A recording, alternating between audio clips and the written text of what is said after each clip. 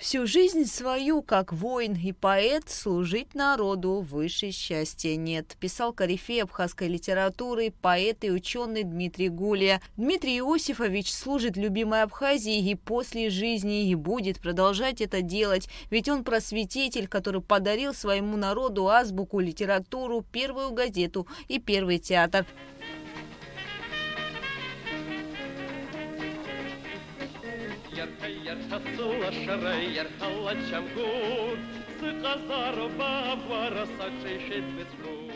Дмитрий Гулия писал, что маленький народ может иметь большую литературу, и он вложил все усилия для этого. Первую книгу на абхазском языке «Пословицы и поговорки абхазов» он издал в 1912 году на свои деньги. Дмитрий Гулия переводил на абхазские произведения Лермонтова, Пушкина и Чехова. А еще на творчество Гулия повлияли события, которые происходили с его народом, и в частности с его семьей в XIX веке, вынужденное переселение в другую страну. Воспоминания четырехлетнего мальчика, которому пришлось покидать родной очаг вместе с родственниками, описаны в произведениях Гулия. И сложно представить, что было бы, если Дмитрий Иосифович не вернулся на родину, отметили участники круглого стола. На каждом этапе развития, да, вот история, там маленький он, большой, не имеет значения, появляются от плеяда людей. Величие народа в них проявляется. Вот один из тех, который, да, вот великий. Это действительно великий человек, который...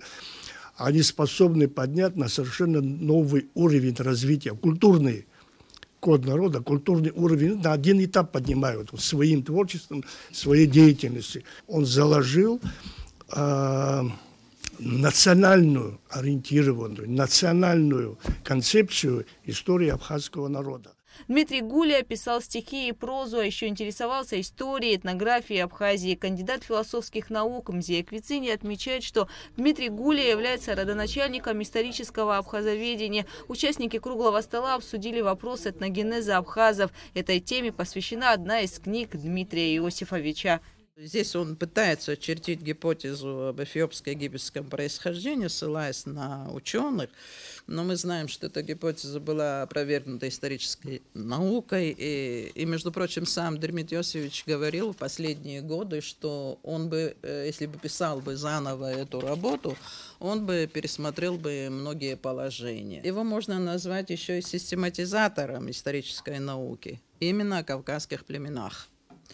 Но еще его можно назвать методологом, потому что тогда, в те времена, в теории истории, методологии истории начали использовать многофакторный подход. Это я просто как методолог хочу сказать. А тут мы читаем книгу, где действительно дается материал во взаимосвязи эти аспекты исторические, географические, этнологические, лингвистические. Весь этот материал – это целая система, понимаете?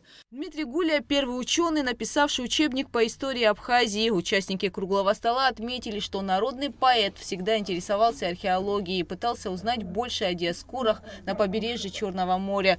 Лишь звон лопаты археолога может в конце концов привести к разгадке тайны древней диаскуриады, писал Дмитрий Гулия. На самом деле проблема диаскуриады стояла тогда, и сейчас, хочу сказать, стоит. Впервые он сделал доклад в 1923 году на заседании АБНО. Доклад так и назывался «Сухум не диаскурия».